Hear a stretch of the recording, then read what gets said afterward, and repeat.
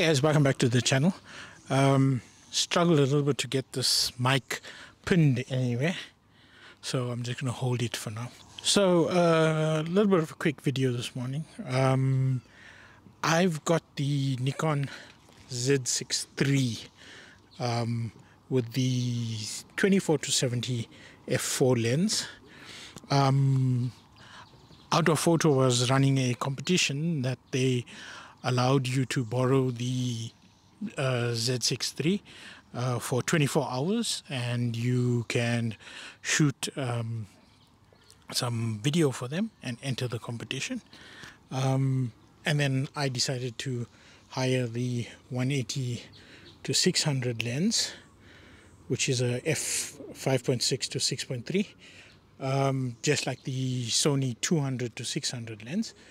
To give it a try this morning here at Rietvlei, and see how it does as a wildlife and bird photography combination.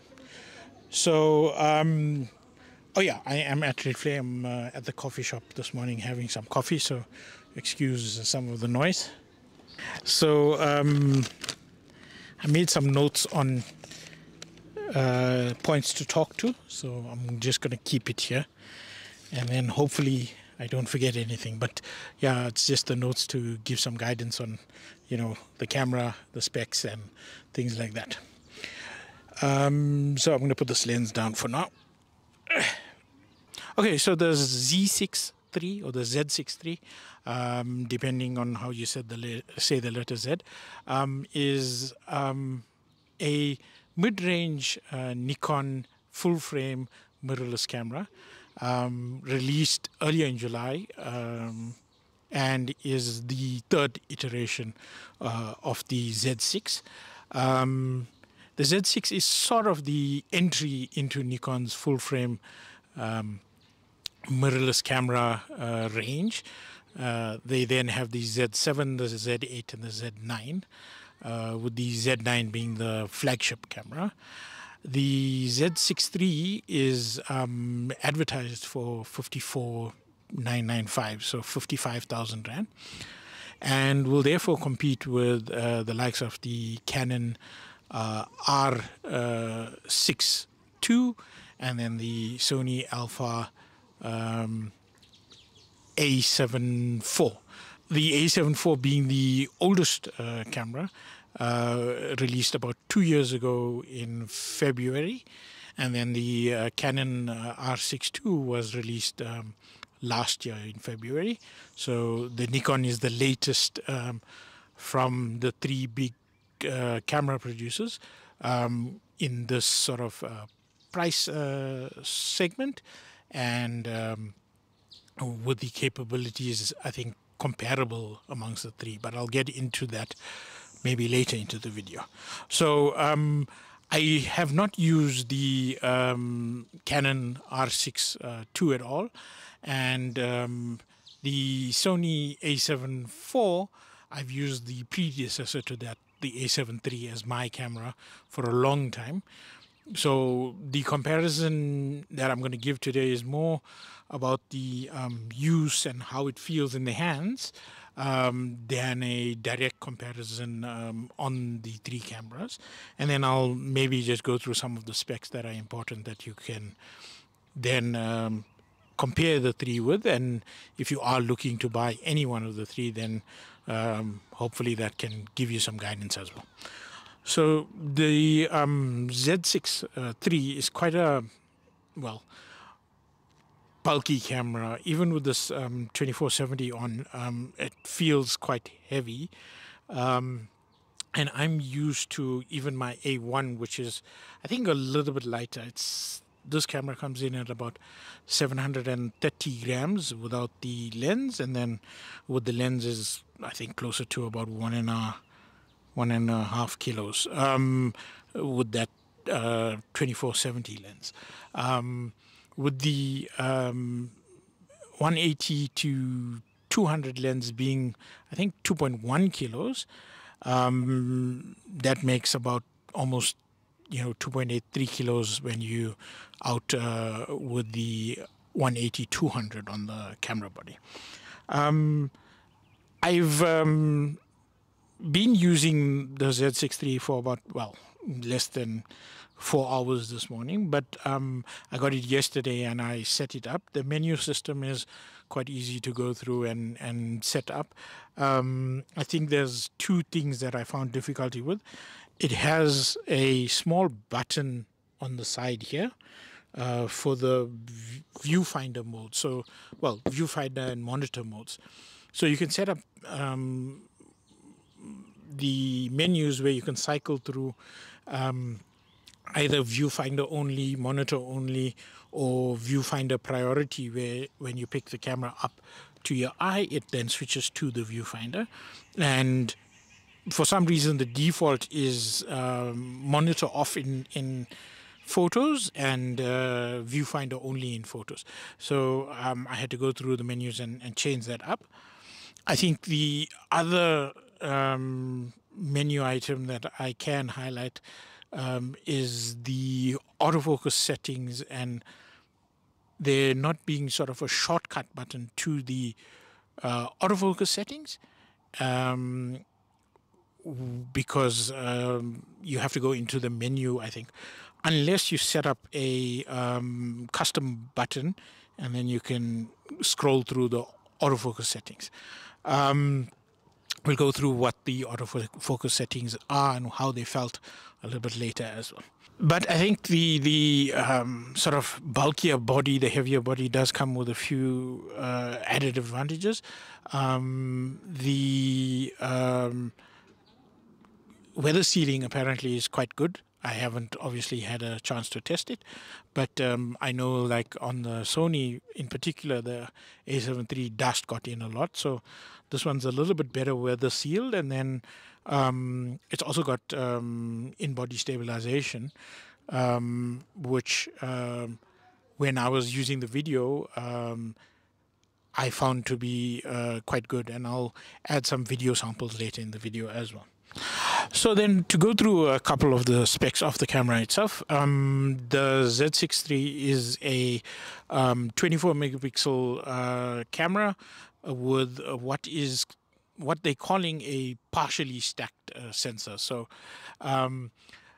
if you know anything about the camera sensors, when you get a stacked sensor, the readout speed on the stacked sensor is a bit faster than normal sensors, and this helps particularly in the rolling shutter. So some of the cameras without the stacked sensor will suffer a little bit with rolling shutter, and where that partially stacked sensor helps on this Z6iii is in getting a faster readout speed and therefore reducing some of the rolling shutter. I'll have to go through some of the photos and video I've taken just to see if there is any noticeable rolling shutter. But from the back of the camera, I could not really check any rolling shutter. So it seems to work quite good as well.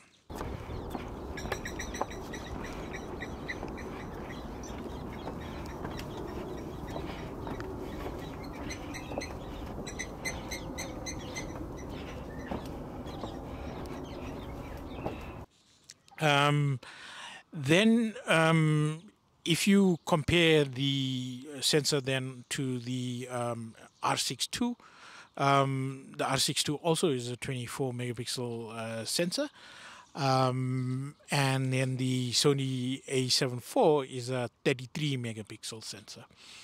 I think where this Z6iii then has the Sony beat is that it can do 20 frames per second with the electronic shutter and 14 frames per second with the mechanical shutter, while the Sony A7iv does just 10 and 10, whether it's electronic or mechanical. And when you're using both the mechanical and the electronic shutter on this Z6 A7III, you're getting 14-bit dynamic range or depth on the image quality. The Canon can do 40 frames per second on the electronic shutter, but then it drops to 12-bit image quality, which could be noticeable on a 24 megapixel camera. But again, I've not done the comparison, so I'm not really sure, how the image quality lines up. Sorry, just had to change the settings a little bit. It's gotten a bit cloudy now. Okay, so checking my notes now. So the Z6iii is sort of in between the Sony and the Canon when it comes to stills frame rates, but the Sony is better with a megapixel count, and then the Canon is better on the electronic shutter, 40 frames per second. I think one thing to note while shooting with the camera is that the modes for the shutter release, you got, I think, 4 modes. So it's auto, mechanical, electronic front curtain, and then electronic. So I was shooting on automatic, where it defaults to mechanical shutter with speeds, shutter speeds of 1/320th and higher. And then once your shutter speed drops below 1/320th, it reverts to electronic shutter, and that helps sort of reduce some of the vibration and things like that. Just on the electronic shutter, I want to show you all something as well, which I found a bit strange. Just give me a few seconds to get this menu up. Okay, so I have to go through the menu and find the silent mode. And I'm going to try and let you hear what this... so I was shooting on silent because the sound that this electronic shutter makes when shooting, I find a bit jarring. So I'm going to try and let you hear it.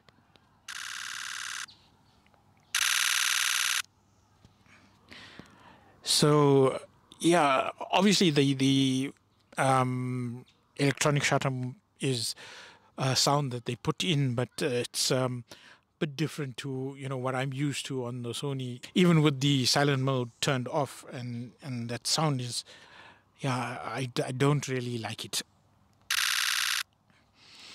Sounds very harsh, but otherwise shooting at 20 frames per second is quite good as well with a camera that's 55,000 rand. Just for comparison, the Sony A7 IV, because it's a 2-year-old camera, you can get it on special now for about 44,995. When it launched, it was a little bit cheaper actually, but then the rand dollar has depreciated a little bit, so they've pushed the price a bit up. And then the Canon you can get for, I think, on special about 52,995. Normal price is about 59,995. So they all in about the same range, let me say. That's sort of a summary on the photos.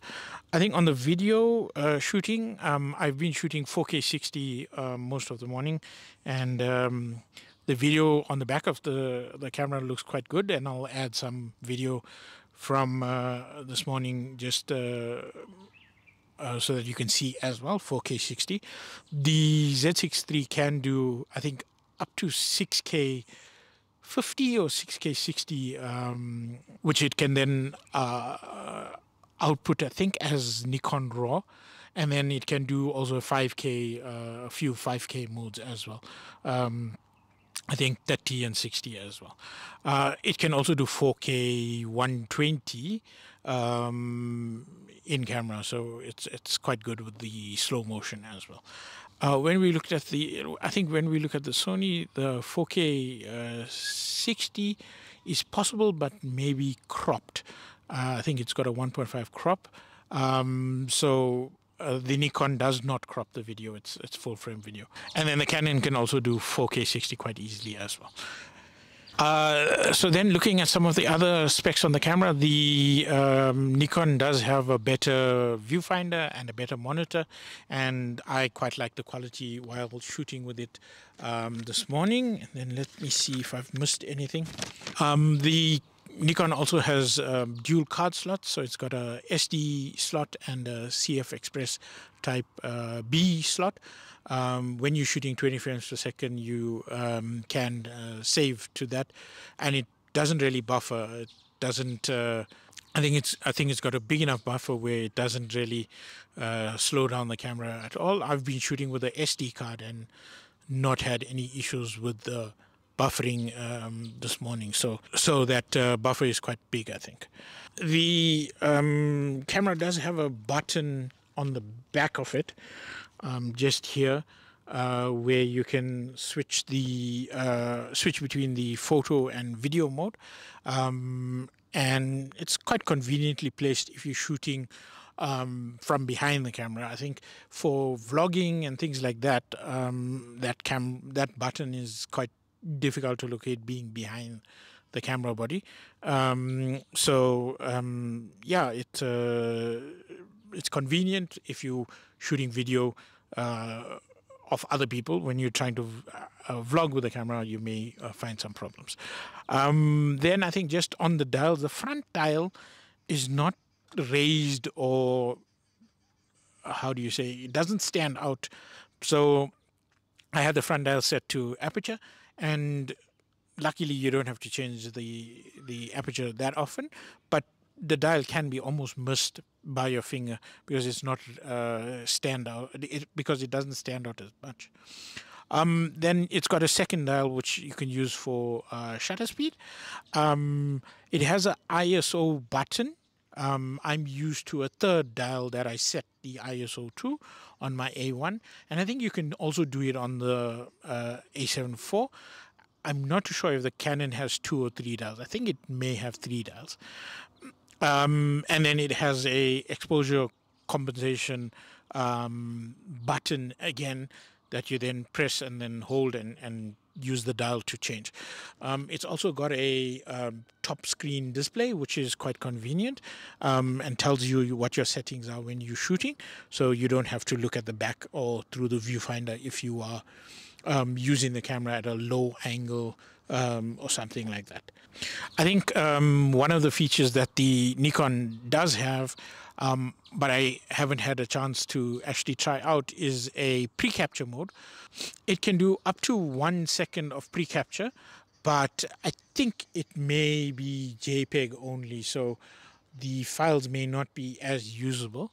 And then speaking of JPEG only, the camera can also do a sort of a high-speed mode. So it can do 20 frames per second, but you can bump that up to 60 frames per second JPEG only, and then 120 frames per second with a crop on the 24 megapixels. So a 1.5 times crop on the full frame, but cropping 1.5 times on the 24 megapixel gives you 10 megapixels. So it's I don't know how useful that would be. So you're doing 120 frames per second at 10 megapixels.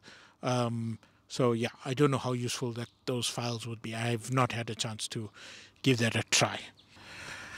And then, yeah, I think just to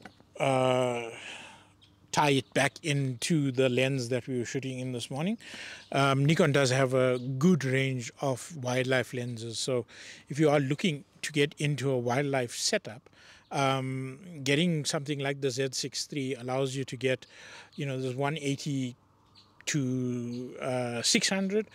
Sony has the equivalent lens in the 200 to 600 f 5.6 to 6.3. Canon doesn't make a 200 to 600. They make a 200 to 800, but I think you lose quite a few stops of light on that 200 to 800 lens.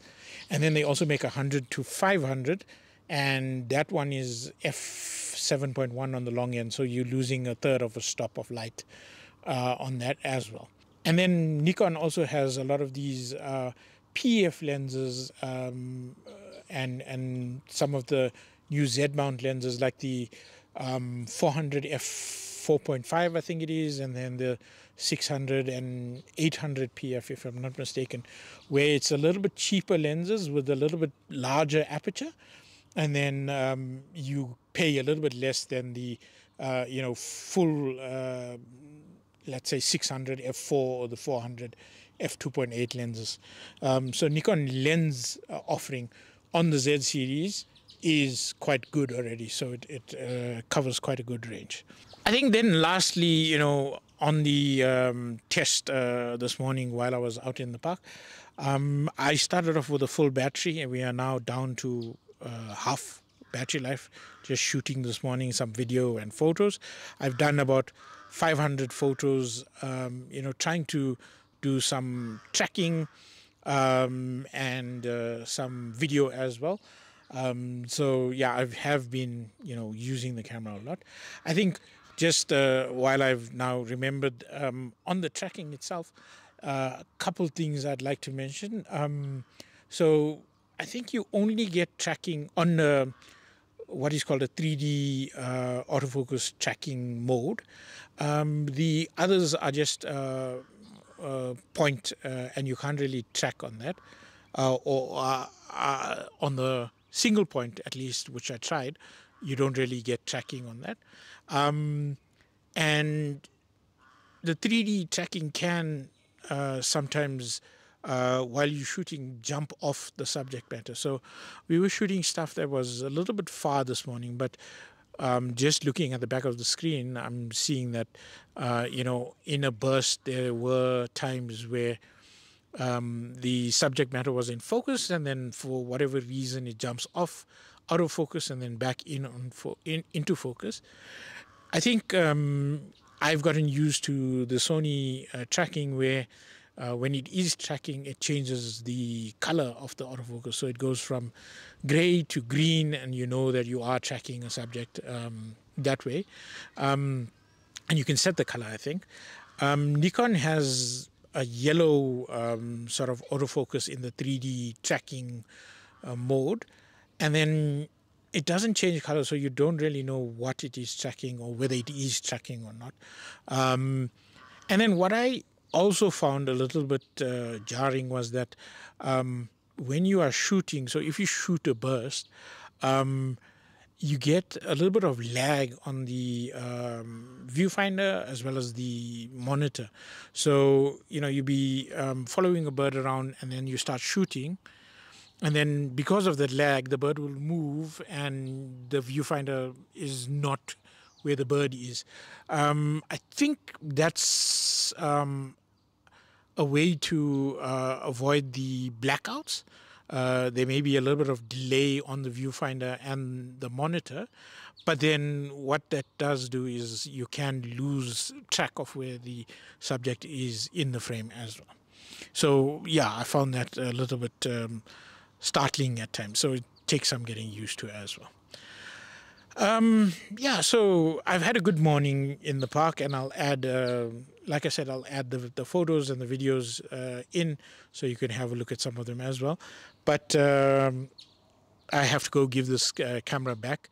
I shoot with my Sony A1, so I don't think I would consider this as an everyday shooter. But if it is the camera that you're considering to get into mirrorless with, or if you don't have another mirrorless camera, I think it's one to consider if you are a Nikon shooter and have some of the lenses already.